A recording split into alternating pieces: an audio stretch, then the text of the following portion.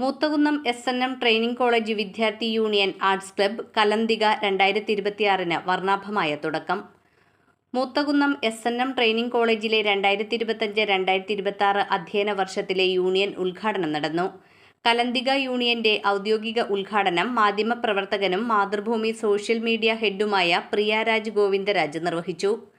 Arts club ഉദ്ഘാടനം mimicry ആർട്ടിസ്റ്റും cinema സംവിധായകനുമായ അമൽ അശോക് നിർവഹിച്ചു.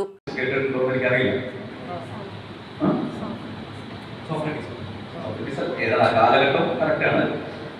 ഗ്രീസിലാണ് ഇത് സംഭവിക്കുന്നത്. ഏതാണ്ട് 530 BC 530 സംഭവിച്ചൊരു കഥയാണ് കേട്ടോ. കഥയല്ല, സംഭവം. അദ്ദേഹത്തിന്റെ പേര് തെസ്പിസ് എന്നാണ്. തെസ്പിസ് ഒരു ആക്ടർക്ക് മറ്റൊരു പദം കൂടിയുണ്ട് ഇംഗ്ലീഷിൽ, തെസ്പിയൻ എന്നാണ്. എന്താണ് തെസ്പിയൻ എന്ന വാക്കിന് അർത്ഥം എന്ന് ചോദിച്ചാൽ നിങ്ങൾക്ക് കൃത്യമായിട്ട് പറയാൻ പറ്റണം. അത് തെസ്പിസ് എന്ന മനുഷ്യന്റെ ഓർമ്മയ്ക്കായി ഉപയോഗിക്കപ്പെടുന്ന ഒരു വാക്കാണ്. അപ്പൊ തെസ്പിസ് ഈ ഗ്രീസിലെ ദേവാലയങ്ങളിലെ ഒരു സാധാരണ പാട്ടുകാരനായിരുന്നു. ഈ സംഘം ചേർന്ന് കൊയറൊക്കെ പാടുന്ന ആളുകൾ കണ്ടിട്ട്, അതുപോലെ ആ കൂട്ടത്തിൽ നിന്ന് പാട്ട് പാടുന്ന ഒരു സാധാരണപ്പെട്ട ഒരു പാവപ്പെട്ട മനുഷ്യനാണ്. ഭയങ്കര ഭക്തനായിരുന്നു.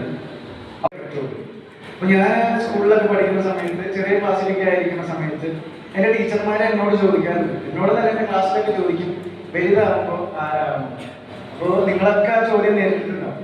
അപ്പൊ അന്ന് എന്റെ ക്ലാസ്സിൽ എന്റെ കൂട്ടുകാരൊക്കെ പറയാറുണ്ട്, ഡോക്ടറാവണം, എഞ്ചിനീയർ ആവണം, പൈലറ്റ് ആവണം, സയന്റിസ്റ്റ് ആവണം. അപ്പൊ അന്ന് എന്റെ കുഞ്ഞു മനസ്സിൽ ഒരു സിനിമ നടനാവണമായിരുന്നു ആഗ്രഹം. പക്ഷെ ഞാനിത് എന്റെ കൂട്ടുകാരോടൊന്നും പറയാറില്ല. കാരണം എന്നെ പോലെ ഒരാൾ സിനിമ നടനൊക്കെ ആവണം, ഇവര് കളിയാക്കി ചിരിക്കും എന്നുള്ള പേടിയായിരുന്നു എനിക്ക്. ഞാൻ എന്റെ ഈ ആഗ്രഹങ്ങൾ ഉള്ളിൽ ഇങ്ങനെ വെച്ചു. അപ്പോഴെനിക്ക് ഒരു നാണോ പേടിയൊക്കെയായിരുന്നു. ഇങ്ങനെ കുറെ ആളുകളെ മുന്നിൽ നിൽക്കാൻ എനിക്ക് ഭയങ്കര പേടിയായിരുന്നു. ഇങ്ങനെ കാലൊക്കെ തന്നെ ഇങ്ങനെ വിറക്കി. അപ്പോ ഞാൻ മനസ്സിലാക്കി, ഇങ്ങനെ നാണമൊക്കെ വിചാരിച്ചോക്കെ നമുക്ക് എവിടെ എത്താൻ പറ്റില്ല. അങ്ങനെയാണ് ഞാൻ ചെറുതായിട്ട് ഇങ്ങനെ മിമിക്രി ഒക്കെ ചെയ്തു തുടങ്ങിയത്.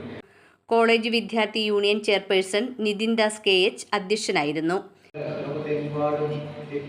ചേർന്നിട്ടുണ്ട് എന്നത് തന്നെയാണ് ഞങ്ങളെ സംബന്ധിച്ചിടത്തോളം, കോളേജിനെ സംബന്ധിച്ചിടത്തോളം ഏറെ വലിയ കാര്യങ്ങൾ.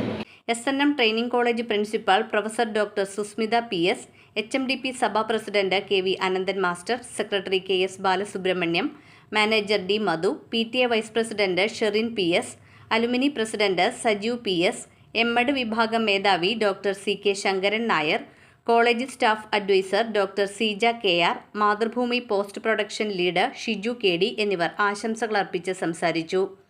PhD ബിരുദം നേടിയ അധ്യാപിക ഡോക്ടർ സരിത VKയെ ചടങ്ങിൽ ആദരിച്ചു.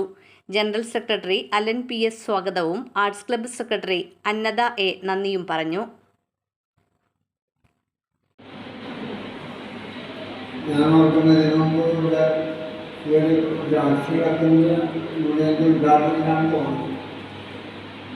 ജയരാജ് വാര്യയിലൂടെ ജയരാജ് വാര്യർ, അത് ജയരാജ് വാര്യർക്കാണെങ്കിൽ ഏറ്റവും കൂടുതൽ ഇവിടെ ആയിട്ടുള്ള ബന്ധം BND കോളേജാണെങ്കിൽ ബന്ധം സുകുമാര അഴീക്കോട് ഒരു വലിയ ആളെ ആരാധന. അപ്പം സുകുമാര അഴീക്കോടിൻ്റെ പ്രസംഗം അന്നവിടെ ജയരാജ് വാര്യർ അനുകരിച്ച് ആ പ്രസംഗ ശൈലി അനുകരിച്ച് ഇവിടെ പറഞ്ഞത് ഞാൻ ഓർക്കുക. അപ്പം അങ്ങനെ വലിയ വലിയ കലാകാരന്മാരിവിടെ പലപ്പോഴും ഈ കോളേജിൽ വരാനും അങ്ങനെ കോളേജിൻ്റെ പ്രശസ്തിയാണ് അതിൽ കൂടി നമ്മൾ പോഷിക്കുന്നത്. നിങ്ങളുടെ ഇടയിൽ വരാൻ ഞാൻ ആഗ്രഹിക്കുന്നില്ല എന്നതുകൊണ്ട് നിങ്ങൾക്ക് എല്ലാവർക്കും നല്ല ഒരു ഭാവി ജീവിതം ആശംസിച്ചുകൊണ്ട്, പ്രത്യേകിച്ച് അധ്യാപനം എന്ന് പറയുന്നത് ഒരു ജോലിയല്ല, മറിച്ച് ഒരു നിസ്വാർത്ഥ സേവനമാണ് വിശ്വസിക്കുന്ന ആളാണ്.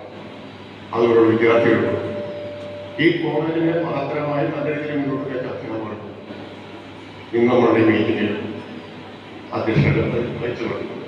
അധികം പറഞ്ഞ കഥകൾ ഞാൻ കഥ പറയുന്നത് എങ്ങനെയാണെന്ന് കേട്ടപ്പോൾ സത്യത്തിൽ എനിക്ക് വളരെ ഇഷ്ടം തോന്നി. അതുപോലുള്ള എല്ലാവർക്കും എല്ലാ സ്നേഹങ്ങളുടെ ആശംസകളും നടത്തുന്നത് ഞാൻ നിർത്തുന്നു. നിങ്ങൾക്ക് നമസ്കാരം. ശബ്ദ വിസ്മയം കൊണ്ട് നമ്മളെല്ലാം കോൾമൈൻ കൊള്ളിച്ചു. അങ്ങനെ എല്ലാം കൊണ്ടും വളരെ ധന്യമായ ചില മുഹൂർത്തങ്ങളാണ് ഇവിടെ കടന്നുപോയത്. അധ്യാപനം എന്ന് പറയുന്നത് ഒരു ഗിഫ്റ്റഡ് ആയിട്ടുള്ള ഒരു ജോബാണ്. അപ്പോൾ പലരും പറഞ്ഞ പോലെ നിങ്ങളെല്ലാവരും അധ്യാപകരായി മാറും എന്നൊന്നും ആരും പ്രതീക്ഷിക്കുന്നില്ല. ഓരോ പറഞ്ഞ പോലെ പലരും ഇതിലേക്ക് എത്തിപ്പെട്ടതായിരിക്കാം. പക്ഷെ ചിലർക്ക് അധ്യാപനത്തിനൊരു പ്രത്യേക പാഷൻ ഉണ്ടാവും. അങ്ങനെ തന്നെ അധ്യാപനം തന്നെ തിരഞ്ഞെടുക്കണം.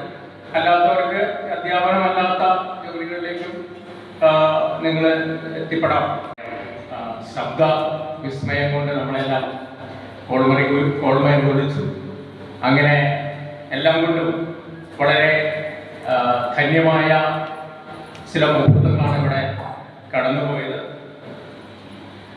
അധ്യാപനം എന്ന് പറയുന്നത് ഒരു ഗിഫ്റ്റഡ് ആയിട്ടുള്ള ഒരു ജോബാണ്. അപ്പോൾ പലരും പറഞ്ഞ പോലെ നിങ്ങളെല്ലാവരും അധ്യാപകരായി മാറും എന്നൊന്നും ആരും പ്രതീക്ഷിക്കുന്നില്ല. ഓരോരുത്തർക്കും ഓരോ പാഷൻ ഉണ്ടാവും. ഞാൻ മാഷ് പറഞ്ഞ പോലെ പലരും ഇതിലേക്ക് എത്തിപ്പെട്ടതായിരിക്കാം. പക്ഷെ ചിലർക്ക് അധ്യാപനത്തിനൊരു പ്രത്യേക പാഷൻ ഉണ്ടാവും. അങ്ങനെ തന്നെ അധ്യാപനം തന്നെ തിരഞ്ഞെടുക്കണം. അല്ലാത്തവർക്ക് അധ്യാപനമല്ലാത്ത ജോലികളിലേക്കും നിങ്ങൾ എത്തിപ്പെടാം. മാർഗം തന്നെയാണ് കഥ പറയുന്നത്. നമ്മുടെ കുട്ടികളെ കയ്യിലെടുക്കാൻ ഏറ്റവും നല്ലൊരു മാർഗം കഥയിലൂടെ തന്നെയാണ്. അപ്പോൾ നമ്മുടെ അധ്യാപകർക്ക് അവലംബിക്കാവുന്ന ഒരു മാർഗം കൂടിയാണ് നമ്മുടെ ശ്രീ വീരാജ് നമുക്ക് പറഞ്ഞു തന്നത്. എങ്ങനെയാണ് കഥ പറയുന്നത്, മുന്നിലിരിക്കുന്ന കുട്ടികളെ പിടിച്ചിരുത്തേണ്ടത് എങ്ങനെയാണ്, അതിലൂടെ പാഠ്യപദ്ധതിയിലൂടെ കടന്നു പോകാൻ നമുക്ക് സാധിക്കുന്ന എങ്ങനെയാണ്. അതുപോലെ തന്നെയാണ് ഒരു കലയെ സർഗാത്മക സൃഷ്ടി വളർത്തുന്ന രീതിയാണ് നമ്മുടെ അമൽരാജും നമുക്ക് കാണിച്ചു തന്നിട്ടുള്ളത്.